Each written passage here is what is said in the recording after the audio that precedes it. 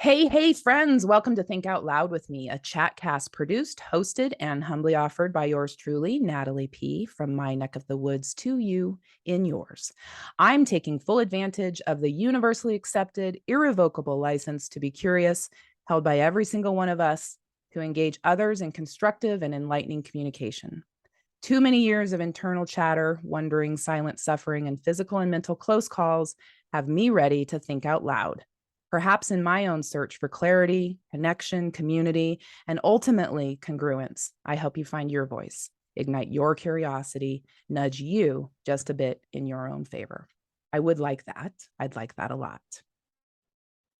Today, you are tuning into episode 6 of Think Out Loud with me, and I am excited to be thinking out loud with a particularly awesome human being, Denise Elizabeth Byron, creator of Sensuous Wisdom and mentor for wisdom keepers and leaders of a soulful, creative, and conscious future. I met Denise just a few short months ago and have delighted in her magic a number of times. We are going to enjoy some quick catching up and then get to thinking out loud so you can hear firsthand what her magic is all about, because it's awesome. Denise, welcome. Thank you, Natalie. Hi. I'm happy to be here. And I love everything you shared as we moved into this conversation. I know I'm supposed to introduce myself. I think maybe the best way to introduce myself is to just start talking. And I'll share a little bit right now about why magic is so important to me and why your magic is so important to me and why this conversation illustrates what is most important right now at this time. And so we're tuning in. It's summer of 2022.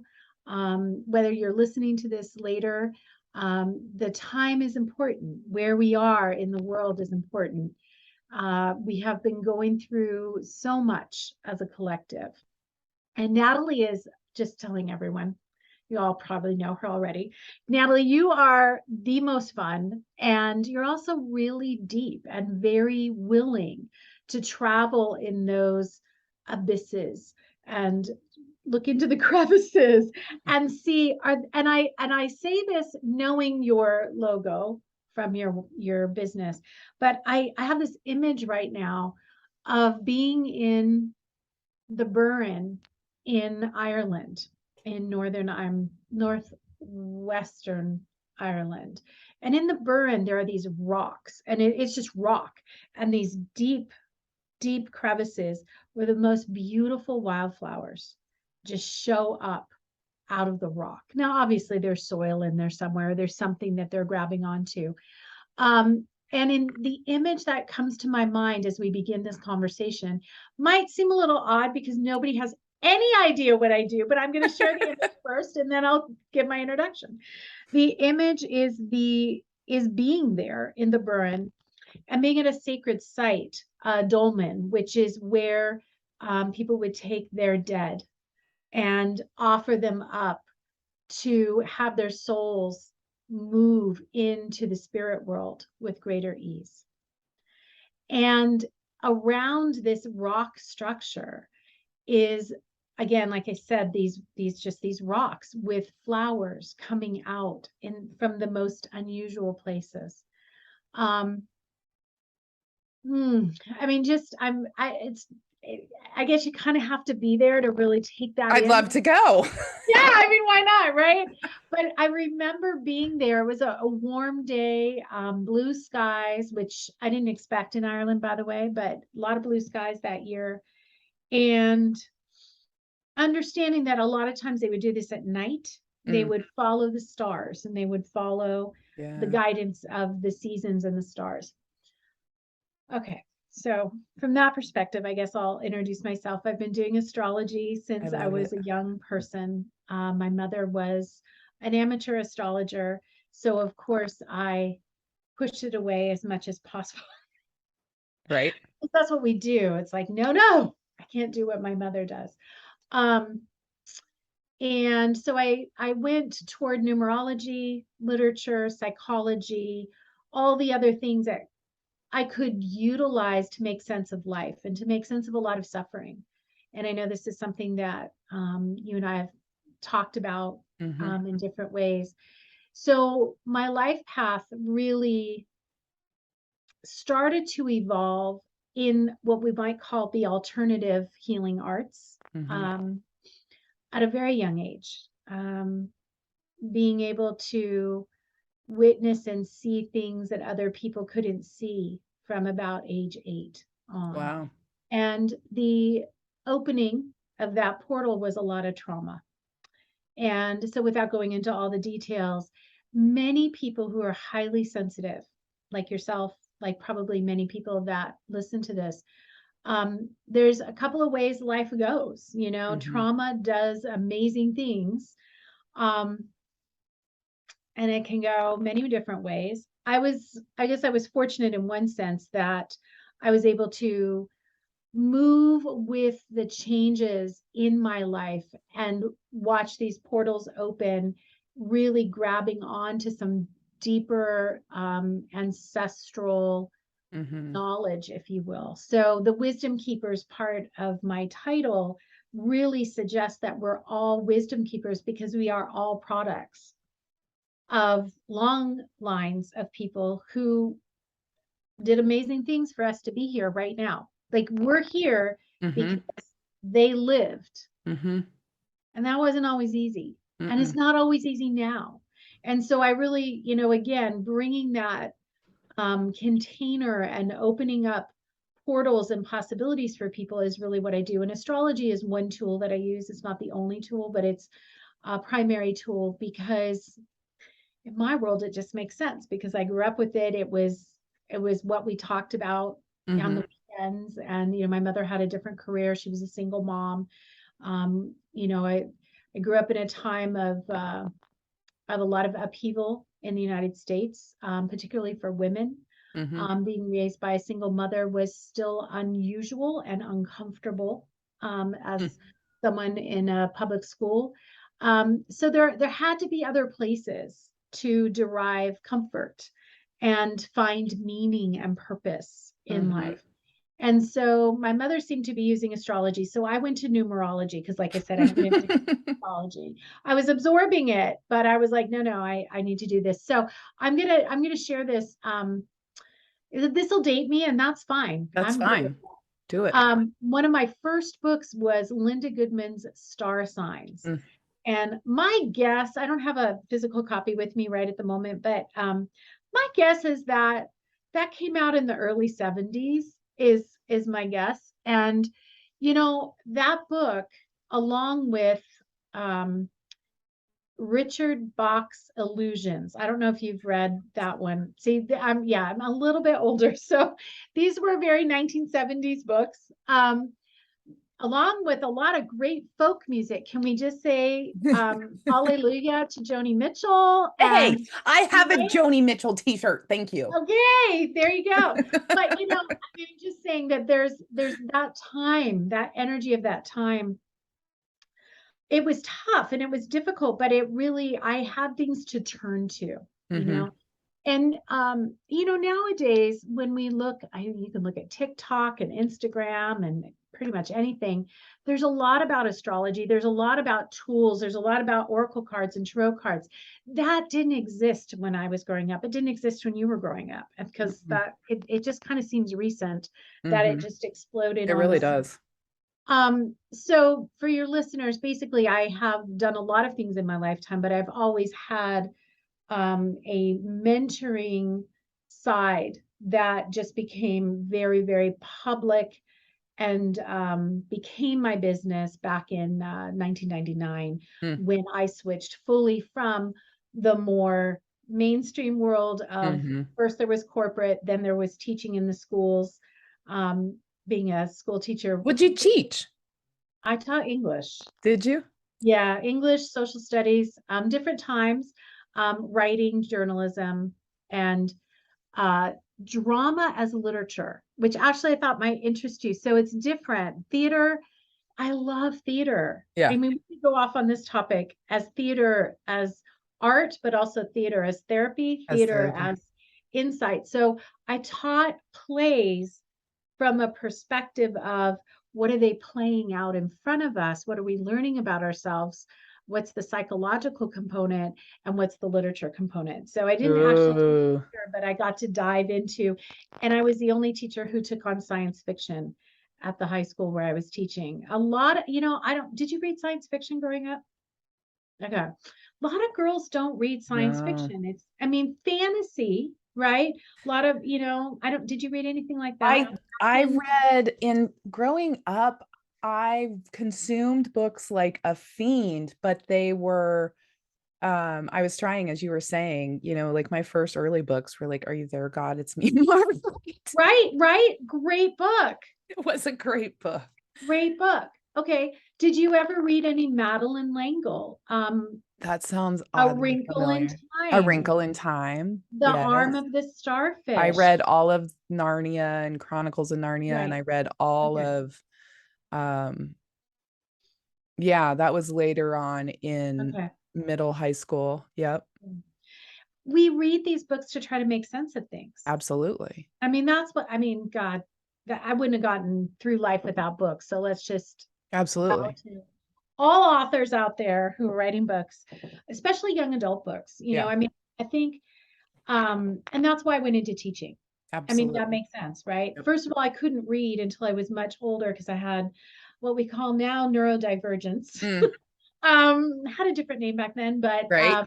so wasn't able to read till I was in third grade, and Wow, Denise. managed to get my way through, like many of us do. See, this is another piece of this. Yeah. This this this beautiful vision of the Burren with the flowers coming out of the rock. It really speaks to resilience, adaptability, Yes. um, but that's what we do. And a lot of us growing up with trauma, and trauma, trauma can have a capital T, it can have a small t, it can have multiple T's, and it can be very complex. And I really want to honor, as I was saying, because a lot of times you'll notice I'll start a thread and then I'll have to come back. I I do the want to same honor thing. the different ways that people move through trauma. Some people become very highly successful because they figure out ways to adapt. They Hmm. figure out ways to work with what happened and make sure that doesn't happen again, Hmm. right? Hmm. And then other people might use the trauma to go deeper into the psychology or even the psyche and then even the psychic. And Hmm. that's more my path that Yeah. I took to go deeper in and try to make sense of what is happening on planet Earth, Right. which brings me back to the whole science fiction and the literature and why I chose literature and Yeah. religious studies to Wow. study in college. Okay, so move through all of that. And in 1999, well, actually 97, but really officially began in 99 to offer professional services in mentoring and deepening into, why are we here? What are we doing? What's the plan? Hmm. What's the plan? What's the plan? Um, what's the Has anybody got the master plan here? I don't know. Astrology was really helpful because, and I do want to say this about astrology in case people don't know this. Um, Astrology isn't a predestined thing, wouldn't it? It actually wouldn't be nice. Like people always want to know what's going to happen Hmm. next. Well, if I could tell you that, that would take, everything you just said at the beginning of this conversation would be moot. It would be moot. We want to be in discovery. We want to be in curiosity. We want to be thinking out loud. We want to be exploring what's possible. I can out all your astrology, right? Absolutely. I Okay. am an open book. Yeah. So, being a Sagittarius with Sagittarius rising in an Aquarius moon, if there wasn't someone who didn't want to take on the exploratory journeys, you're like the poster child for that. And so I just want people to know that with astrology, it's not about a predestined thing. Hmm. We do have a natal chart that we're born with, and it gives us a lot of clues. And then we also have transits and progressions that give us information about what's happening now. And you know how much I love it. I could talk for days, weeks, years about astrology. and actually have a little exercise at the end for everyone based on Sweet. current astrology. So don't let me forget that thread, Absolutely. because I really want to bring that up for everybody. So anyway, so having something to look at, like astrology, like numerology, allowed my intuitive gifts a place to land. Yeah. Because, and I think you're like this too. There's a lot of intuition that flows through you. And sometimes we don't always know how am I going to act on this, or do I act on this, or how do I develop this so that it's more helpful? Um, Mine tended to be, with my Libra rising, I tended to see other things for other people. Mm. And so what was I going to do with that? Mm-hmm. What was I going to do with that? I think everybody has intuition. Everybody has it. Absolutely. I'm going to turn the tables on you just for a second. Cool. When you look at your intuition, when you look at the word intuition and you look at the feeling of intuition, can you pinpoint a time when you noticed it as a young person? And can you pinpoint a time as an adult where you either had to abandon it or deepen it? Wow. Those are two questions, but Yeah. Well, I know, like, when we were talking earlier, before we jumped on and hit record, we were talking about some other things that got me to thinking about originally young, first seeing at a church camp in 5th grade in Bristol, Tennessee, which sits on the border of Bristol, Virginia. It's a town that sits on the border. I know this place. My grandfather died there. What? Yeah, that's a whole other That's conversation. weird. Okay. Yeah, we'll follow up on that one. Okay. That'll be the serial. I have so many different chains I could take this puppy in. I know. Sorry. But I was at this church camp. It was a sleepaway church camp, which was a big deal. And I, for the first times, experienced seeing auras. And it was something, I was too young. I was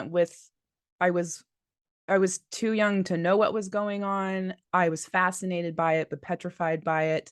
The folks I was with were not super keen on it being anything more than, blurry eyes and stuff. But I knew what I knew in my gut that I had seen something different.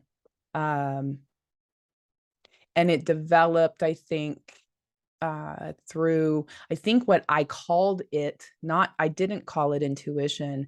It felt more like I knew, does anybody not get the memo about this? Right. Am I the only one that's like looking at this and being like, so very much felt in certain situations like a visitor, like I was. And so that was more intuition. Then I'm going to be honest, Denise, I was pretty liquid, didn't trust or do much with my intuition for a number of years, drowned it out pretty solidly. It's only been in the last, well, I mean, didn't even happen. Big part of my story is getting sober. Right. And sobriety, I've never known. My boyfriend and I were talking, I haven't been sober since my early teen years. I have not been this clean of that. Yeah. And so what's talking to me is like the last several years has been overwhelming, right?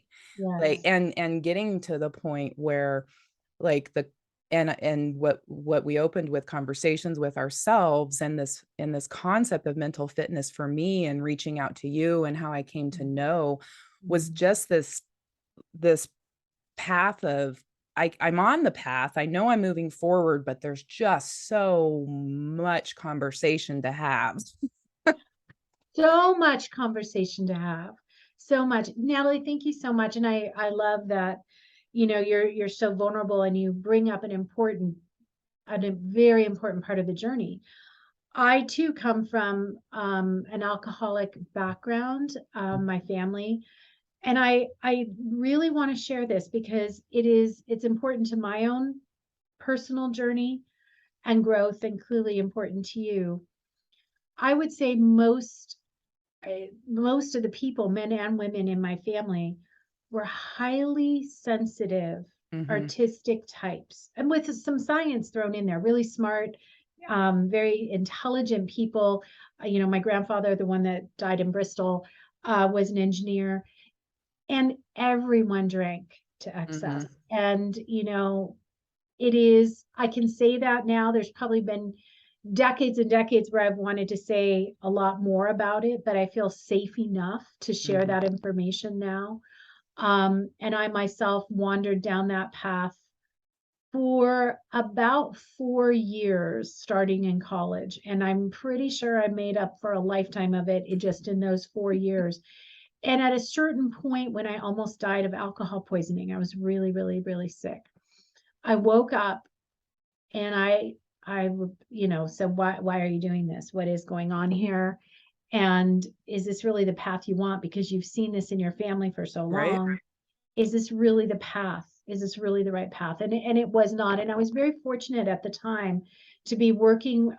Again, I was a religious studies minor, and I was working with a spiritual director while I was in college, and a therapist. So I had both. It's like the psychology and the spirituality were never that separate for me. Like they had to come together in order for me to make sense of things. And so when you go on a journey of sobriety, and again, I just really want to point out to people, we're not made, it's not good or bad. This is just a difference in a way of living.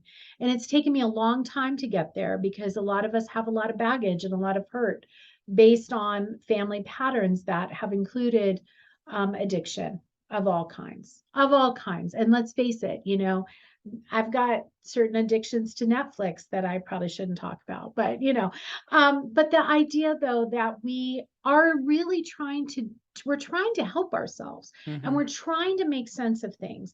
And there's so much pain that sometimes it's overwhelming. I think being able to do the work that I do now and have been doing for the last 23 years has been my way, again, of doing what you're doing, that exploration, discovery, thinking out loud, and offering, a smidgen of that as much as possible to each and every client that comes in, so that their healing journey is successful in the way they define that. My healing journey has had to include sobriety. That is just the bottom line of my healing journey. And that works for me. But what that does, Natalie, and you know this, is that it opens us up. It opens us up to every feeling, every experience. And that journey takes a lot of courage. And so I really commend you on your willingness to take your journey. This is the one that presented itself to you. Yeah. And said, it's time. I can tell you from your astrology why. And that's the thing I love about astrology. It's like, here it is. It's right here. I can say, Natalie, you know what? You were destined. I said, well, there's no such thing as destined, but predisposed. There was a nice, very highly likely. Yeah, highly likely rolled out for you on this one, and I actually mean, we're making light of it, but it's a really particularly powerful journey for you. And I could get into the details of the why in terms of the astrology. And if there are any people out there that are studying astrology, I'll just say that your sun in Sagittarius is in the 12th house. And so the 12th house is the hidden, it is the psyche, it is the soul's journey, and it's deep and it's hidden deep inside you. And it usually requires a lot to pull it forward. The 12th house also holds our addictions. It holds things that we really, along with the 8th house, which is I have my son in the 8th house. So, I mean, the 8th and 12th houses have a resonance together in the sense that we have to go deeper. And that's us. And again, I really want to point this out. Not everybody has to take that journey this time around.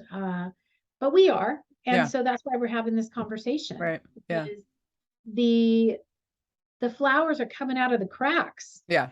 But what are those cracks, and what's down there, and what is this dolmen? What is this amazing thing that people used for 6,000 years That's to, amazing. I'm going to have to do some research here. yeah, I mean, what is this? Yeah. That they are aligned with the stars and the cosmos, and allowing them to go through the process of grieving the loss of their connection to a human body, but also clearly understanding that there was far more. There Yep. was a journey that had just begun here and was continuing into this greater cosmos. So, I mean, Wonderful. yeah, I really, the psychic realm, and there's a long time, Natalie, where I couldn't use the word psychic.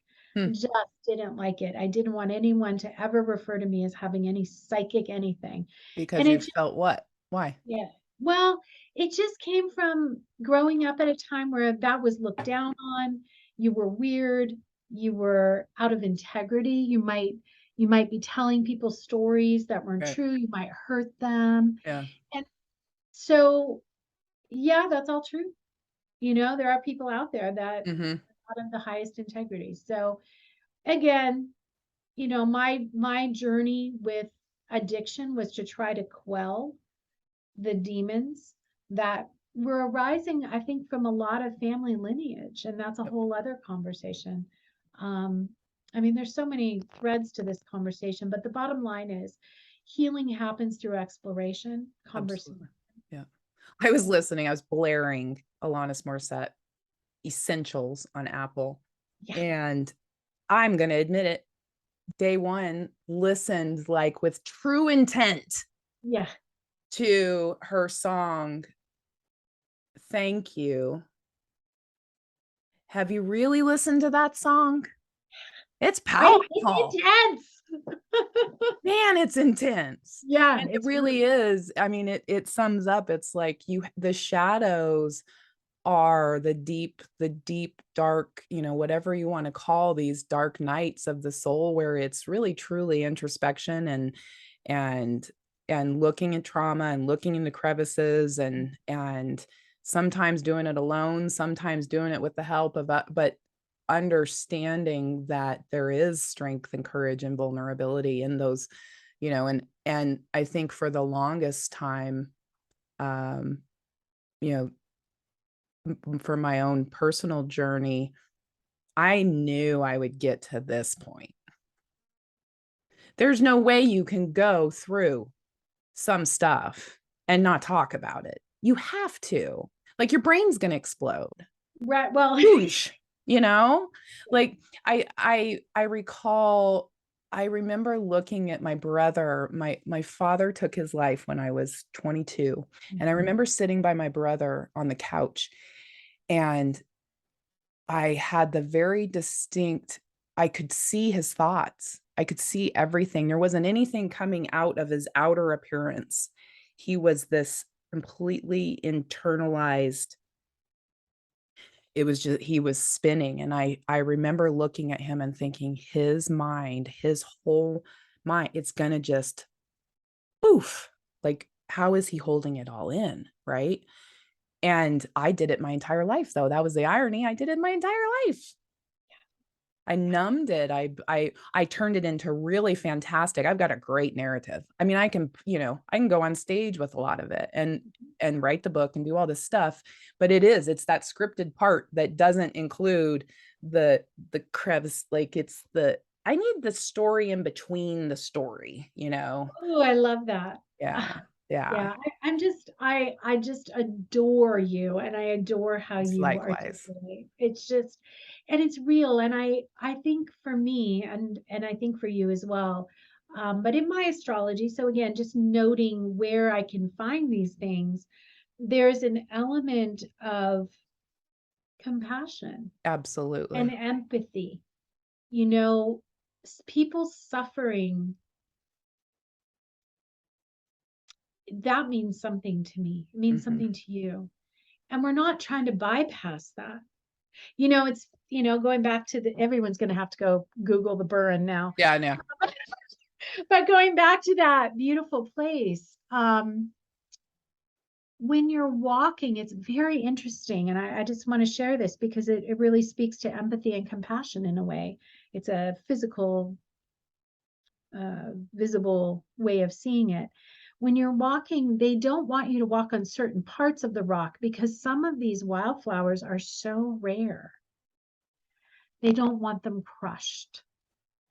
And so the mindfulness of being able to walk still on these very ancient pathways and be present on this land that holds such extraordinary experiences for, like I said, thousands and thousands of years of human beings and animals and, you know, plants and all of that.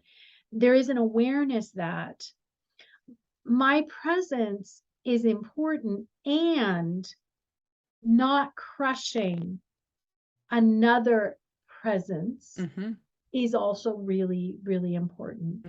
And so there's this level of awareness that it's not paralyzing. It's not that you can't walk.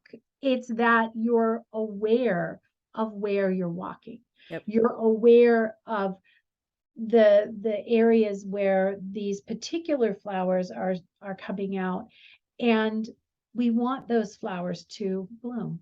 We want those flowers to bloom. And I think that's how you and I both approach people. We want those flowers to bloom. And we get that the process may not be ideal. Right. You know, these conditions, the environment is not what we would expect. You know, I think in our minds, like if you can think, just picture a flower farm and all the flowers and the bees and the beautiful, like there's moisture and shade and da da da da da. There's no trees in this area. There's no shade in this area. It is just open and bare, and but these things are growing. And that's kind of what the journey feels like with this life, is I've open and bare. And that's the journey you've been on.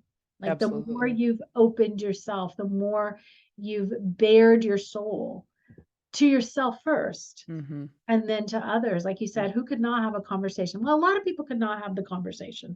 I know a few of those people. Absolutely. But the truth is that's not going to happen for you, Miss Sagittarius rising. Sagittarius in the 12th house, Aquarius moon, Chiron in the 3rd conjunct your, you know, nadir. That's not going to happen to you. You're about, you know, you're going to bring forth the conversations that matter so that people don't feel so alone on the journey. And I think that's what strikes me when I tune into this image is this is an extraordinary lifetime. And for some, it's extraordinarily challenging.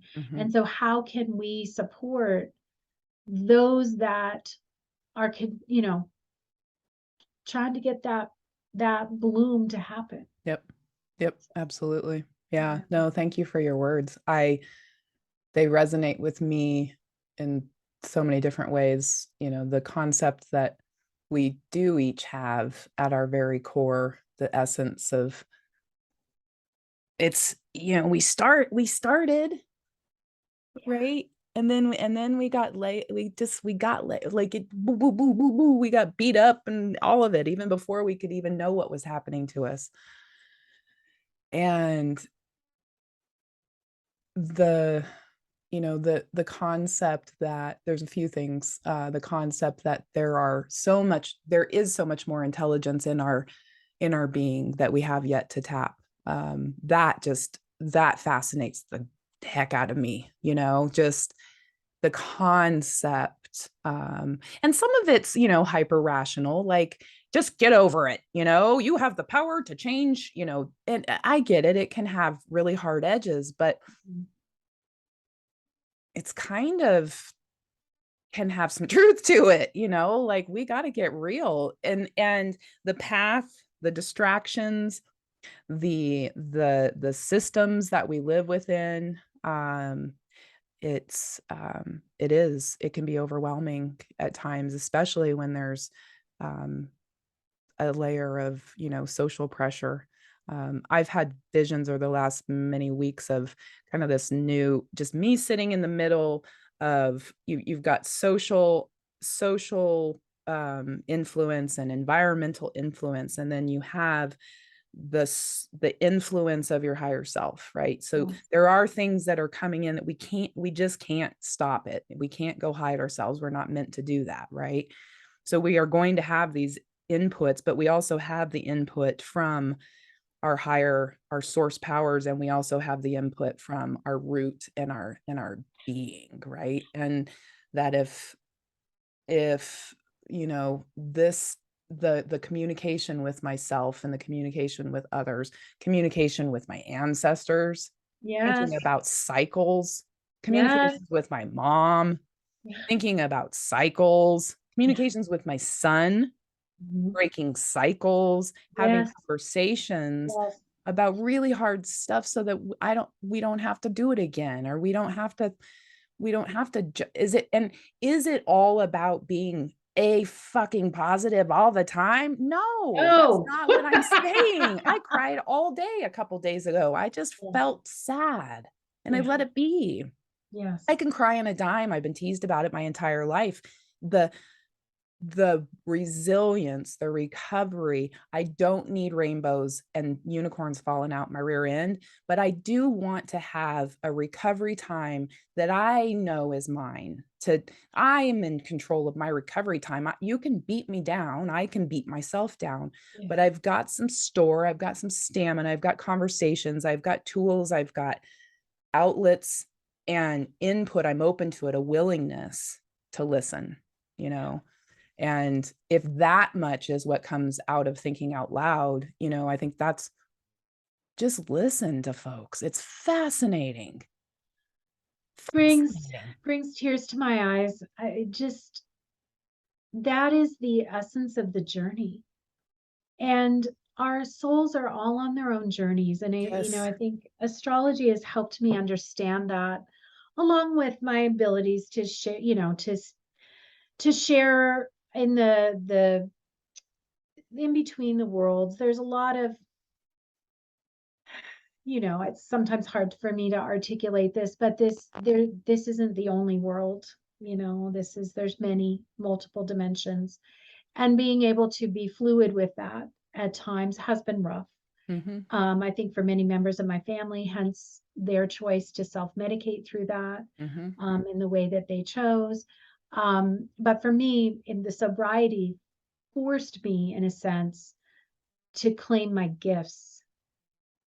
And I think that's where I get the most emotional, is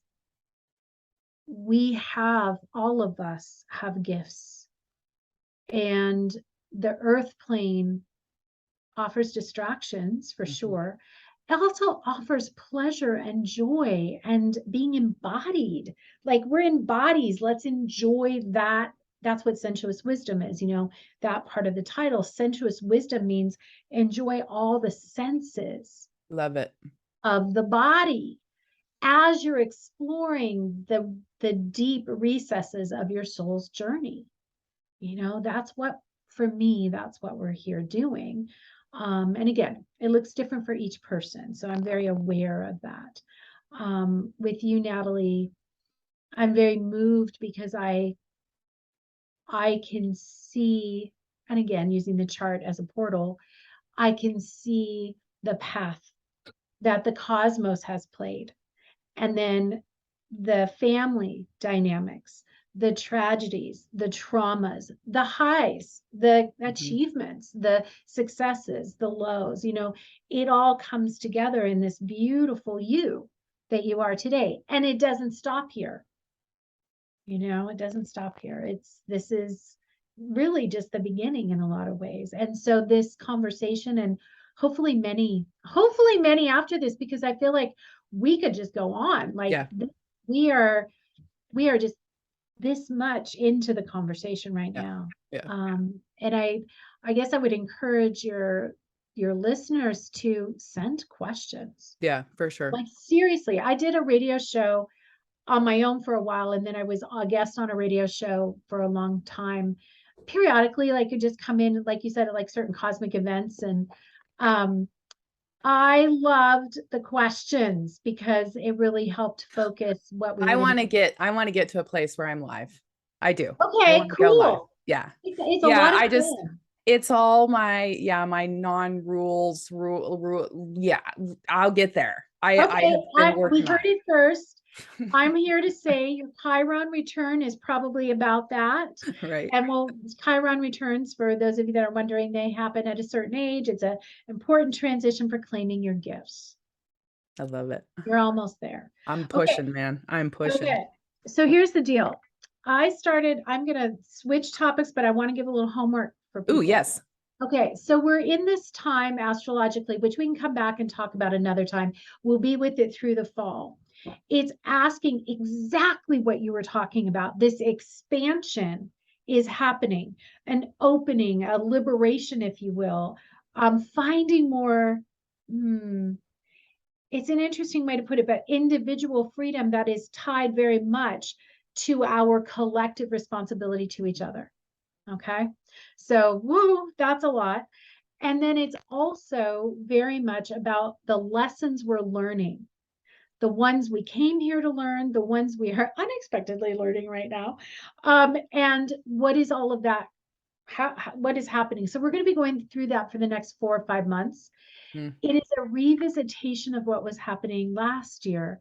Not that we're going to go through what we went through last year. It's super important for me to say that. We're not going to redo in that sense, but we want to look back at last year a little bit and say, what have I learned? What have I learned? So that's I have 2 things I want to propose for homework. In true Sagittarius fashion, it has to be fun homework, but it's still homework. I have Sagittarius moon. I'm aware of this. So first of all, what have I learned from last year? Now you could probably fill about 50 journals with that information. So I would say spend just maybe a few minutes each day for the next couple weeks. Yeah. Asking yourself that question. Just dive in and then be ready to explore what's next. Don't have to dwell on the past, but just claim what you've learned. So you can open up to this next experience of this particular square that's happening in astrology, this Saturn-Uranus square.